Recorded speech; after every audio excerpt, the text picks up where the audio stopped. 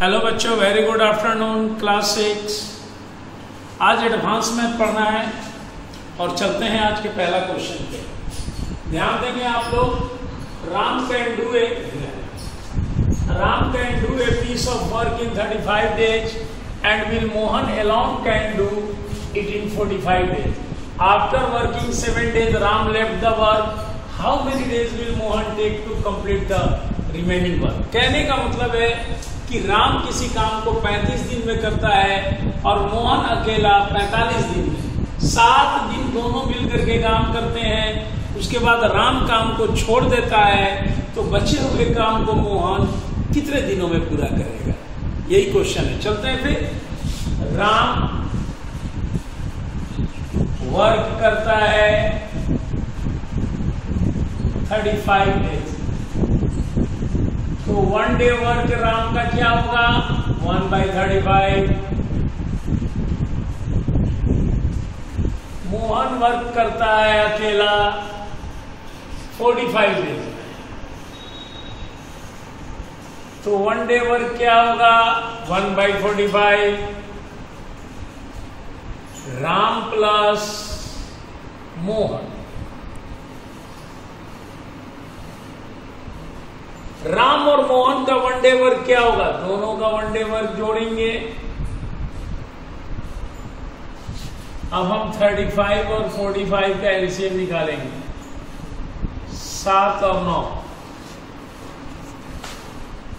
35 को 9 से गुना करते हैं,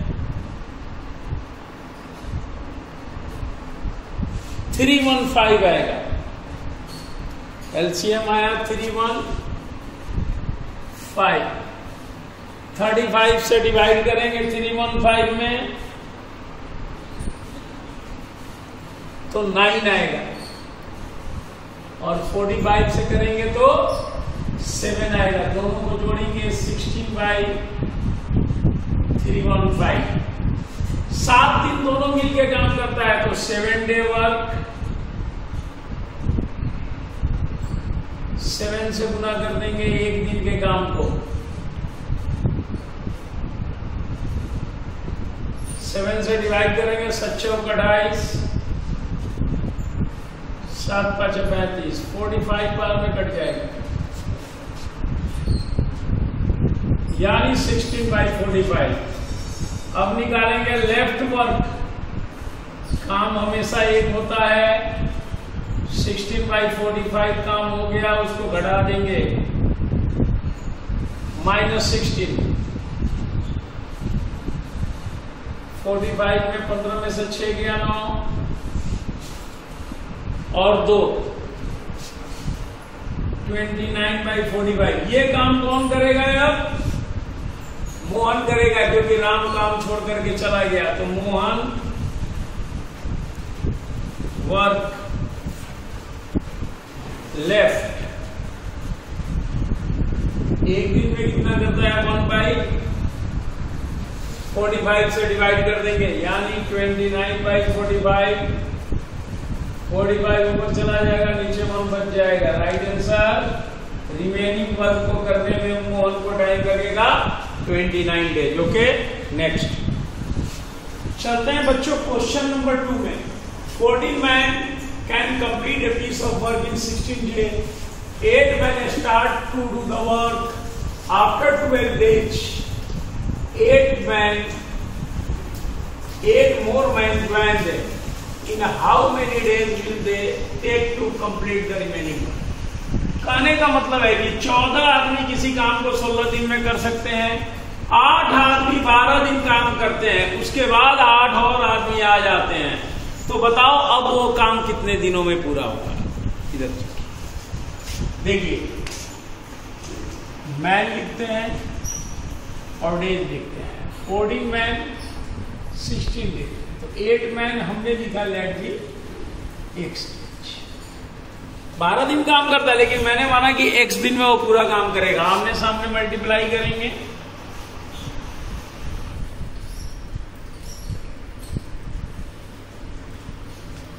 यानी 28 डेज। ये 8 आदमी 28 दिन में काम कर सकते हैं, लेकिन 12 दिन उन्होंने काम किया, तो लेफ्ट वर्क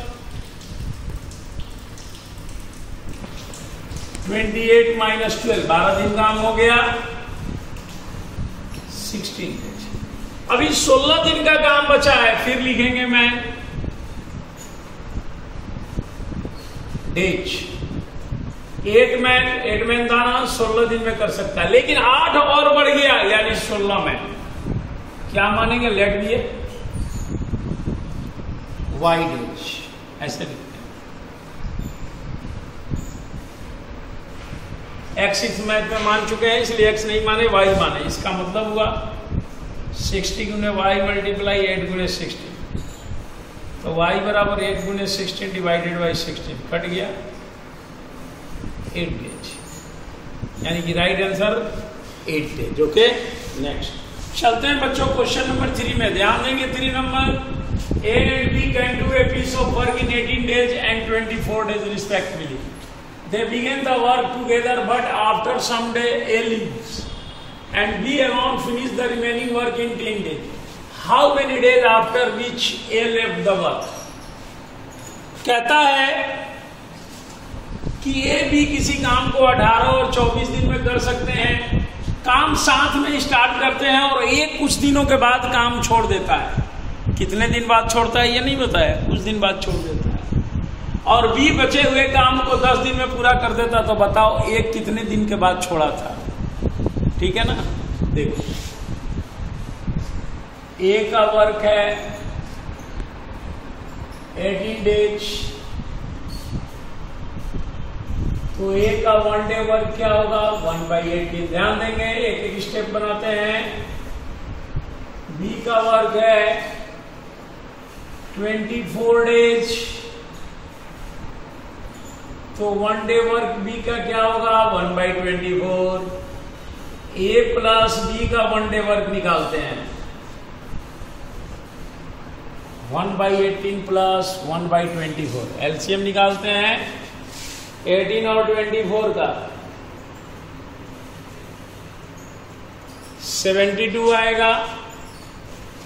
ऊपर भी ऐसे किया सीधा 18 से भाग देंगे 4 बार में, 3 बार में, 7/72 कर सकता है एक दिन में। ठीक है, अब कहता है कि बी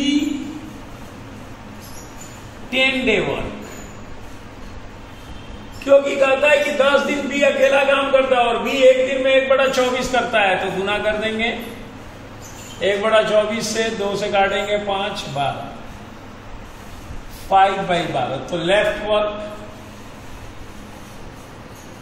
या ऐसे भी लिख सकते हैं ए प्लस बी वर्क, जो 1 में से घटाएंगे 5/20 जो आएगा वो ए बी दोनों मिलके काम किया है, 12 माइनस 5, 7/12। अब ये काम किया है और दोनों का स्पीड ये है, तो इतना काम करने में कितना दिन टाइम लगेगा, इसलिए ए प्लस बी 7/12 डिवाइडेड बाई 7/72, यहां निकाले ना एक दिन का काम, 72 ऊपर चला जाएगा, 7 7 कट गया, 12 6 72। दोनों ए ने 6 दिन के बाद में काम छोड़ा था, यही 6 डे राइट आंसर है। क्वेश्चन नंबर 4 देखते हैं बच्चों। Ram can do a piece of work in 25 days. After working 14 days Ram join Mohan and the remaining work was finish in 6 days. In how many days Mohan alone can finish the work? देखिए, कहता है कि राम किसी काम को करता है 25 दिन, तो एक दिन में कितना करेगा? 1/25। 14 दिन अकेले राम करता है और 6 दिन मोहन के साथ करता है, तो राम 20 डेज वर्क। 20 को 1/25 से मल्टीप्लाई कर देंगे, 4/5 करता है। बाकी बचा हुआ काम कौन करता है? मोहन करता है, तो मोहन वर्क 1 माइनस 4/5, 1/5। और इतना काम करने में 6 दिन लगता है मोहन को, तो लेट बी मोहन वर्क हमने मान लिया x डेज, इसलिए x का 1/5 काम करने में बराबर 6 डे लगा। तो x बराबर 5-6 से मल्टीप्लाई हो जाएगा क्रॉस में 30 डेज। यानी कि मोहन को अगर अकेला काम करना हो तो 30 दिन लगेगा। ओके, नेक्स्ट चलते हैं बच्चों क्वेश्चन नंबर 5 में। A did 3/4 of a work in 30 days. Then B joined the remaining work. Is finished in 4 days. In how many days will be around finish the work? A 3/4 देखिए, A 3/4 work 30 days में करता है, तो सीधी सी बात है, late B A work हम कुछ मान लेते हैं जैसे x डेज, तो x का 3/4 इज इक्वल टू 30। तो x बराबर क्या हो जाएगा बच्चों, 4 ऊपर और 3 नीचे, 40 डेज। यानी ये किसी काम को 40 दिन में कर सकता है। तो A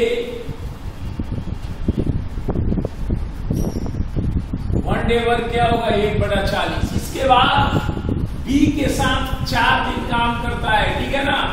तो A 4 डे वर्क क्या हो गया, 4 × 1/40 यानी 1/10। तो टोटल A का वर्क कितना हो गया, 1/10 यहां किया और 3/4 ऊपर किया।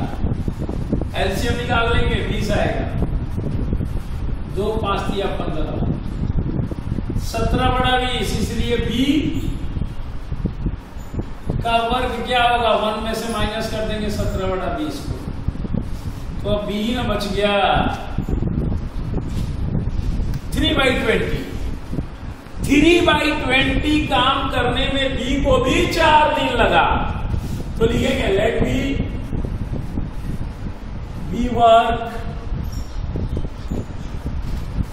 Y डे, इसलिए Y का 3/20 बराबर 4 दिन लगा है।